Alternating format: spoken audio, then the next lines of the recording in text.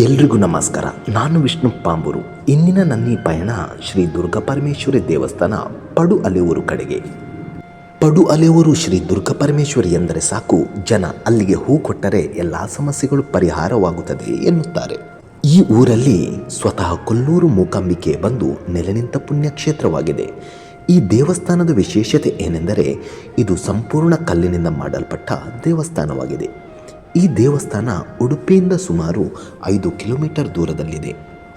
ಈ ತಾಯಿಯು ಮಹಾಕಾಳಿ, ಮಹಾಲಕ್ಷ್ಮಿ, ಮಹಾಸರಸ್ವತಿಯವರ ಅಂಶವನ್ನು ಹೊಂದಿದ್ದು, ಈ ತಾಯಿಯನ್ನು ನಂಬಿದವರಿಗೆ ಈಕೆ ಎಂದಿಗೂ ಕೈಬಿಟ್ಟಿಲ್ಲ. ಇಲ್ಲಿಯ ಅಮ್ಮನಿಗೆ ಜಾಜಿ ಮತ್ತು ಮಲ್ಲಿಗೆ ಹೂ ಎಂದರೆ ಬಲು ಪ್ರಿಯ. ಅದೇನಾದರೂ ಜನರಿಗೆ ಸಂಕಷ್ಟ ಬಂದರೆ ಇಲ್ಲಿಗೆ ಬಂದು ಹೂವಿನ ಪೂಜೆ ಮಾಡುತ್ತೇವೆ ಎಂದು ಹರಕೆ ಹೊತ್ತರೆ ಸಾಕು, ಬಂದ ಕಷ್ಟಗಳೆಲ್ಲ ಪರಿಹಾರವಾಗುತ್ತದೆ ಎಂದು ಹೇಳುತ್ತಾರೆ.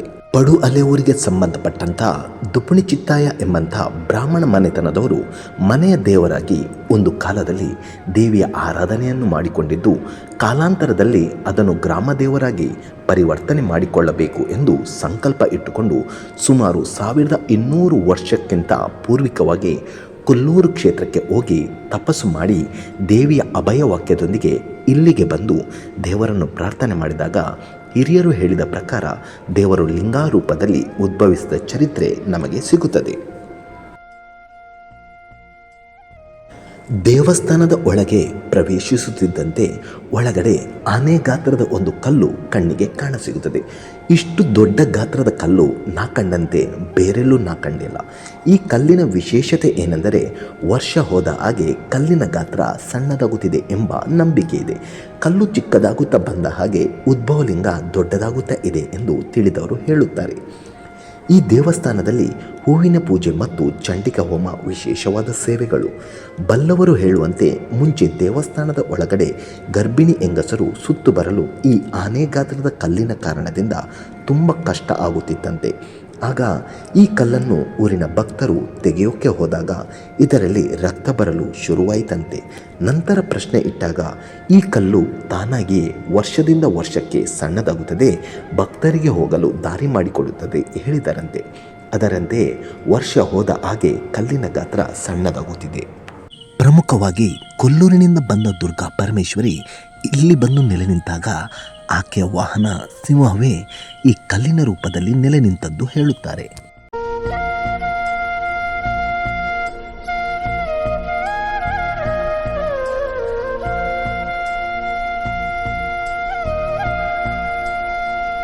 ಇಲ್ಲಿಯ ಇತಿಹಾಸವನ್ನು ತಿಳಿಯಲು ಹೊರಟಾಗ ಗೊತ್ತಾದ ಒಂದು ಸಂಗತಿ ಎಂದರೆ, ಈ ಊರಿನ ಭಕ್ತರೊಬ್ಬರು ಸುಮಾರು ವರ್ಷಗಳ ಹಿಂದೆ ಕೊಲ್ಲೂರು ಮೂಕಾಂಬಿಕೆ ಸನ್ನಿಧಾನದಲ್ಲಿ ಹೋಗಿ ಘೋರ ತಪಸ್ಸು ಮಾಡುತ್ತಾರೆ.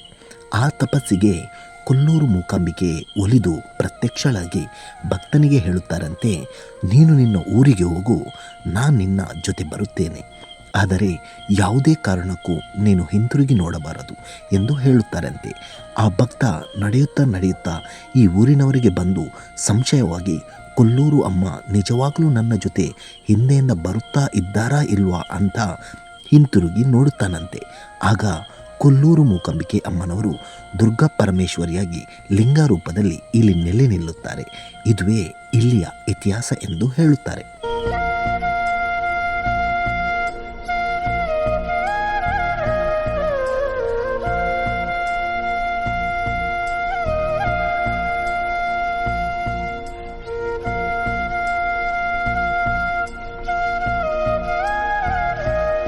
ಈ ದೇವಸ್ಥಾನ ಹೆಚ್ಚು ಕಡಿಮೆ ಸುಮಾರು 1800 ವರ್ಷಗಳ ಹಿಂದಿನ ದೇವಸ್ಥಾನವಾಗಿದ್ದು, ಇಲ್ಲಿ 3 ಹೊತ್ತು ಪೂಜೆ ನೆರವೇರುತ್ತದೆ.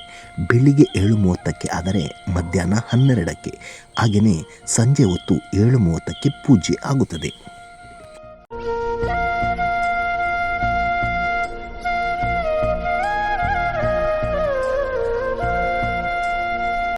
ಇಲ್ಲಿಯ ಪೂಜೆಗೆ ಮಲ್ಲಿಗೆ ಹೂ ಮಾತ್ರ ಬೇಕು ಅಂತ ಹೇಳುತ್ತಾರೆ.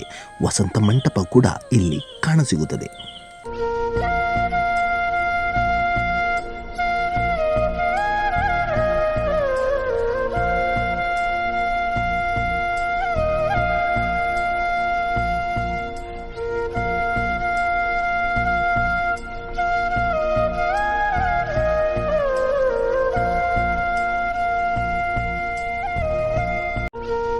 ಇಲ್ಲಿಯ ಬಂಡೆಯ ಮೇಲೆ ಶ್ರೀ ದುರ್ಗಾ ಪರಮೇಶ್ವರಿ ಅಮ್ಮನವರ ಪಾದದ ಗುರುತು ಕಾಣಸಿಗುತ್ತದೆ. ಅದಕ್ಕೆ ಇಲ್ಲಿ ಸಣ್ಣ ಗುಡಿ ಥರ ಮಾಡಿದ್ದಾರೆ. ಇದರ ಬದಿಯಲ್ಲಿಯೇ ಒಂದು ಕೆರೆಯು ಕಾಣಸಿಗುತ್ತದೆ.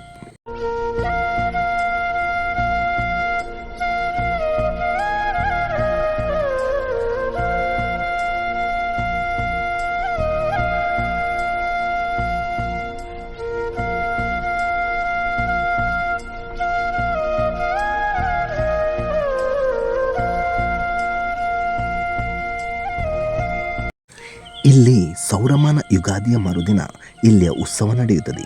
ಸಾಮಾನ್ಯವಾಗಿ ಈ ಉತ್ಸವ ಏಪ್ರಿಲ್ 15ಕ್ಕೆ ಬರುತ್ತದೆ.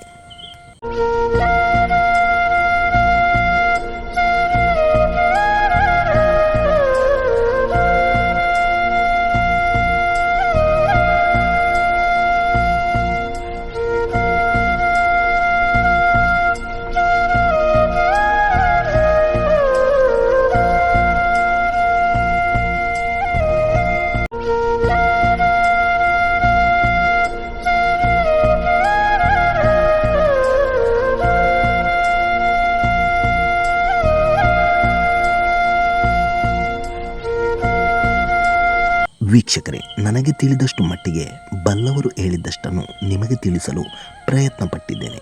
ನಿಮಗೇನಾದರೂ ಇದಕ್ಕಿಂತ ಹೆಚ್ಚಿನ ವಿಚಾರ ಗೊತ್ತಿದ್ದರೆ ಖಂಡಿತವಾಗಿಯೂ ಕಮೆಂಟ್ ಮೂಲಕ ತಿಳಿಸಿ. ಮುಂದಿನ ವಿಭಿನ್ನ ವಿಚಾರದೊಂದಿಗೆ ನಿಮ್ಮ ಮುಂದೆ ಬರುತ್ತೇನೆ. ಅಲ್ಲಿವರೆಗೂ ನಮಸ್ಕಾರ.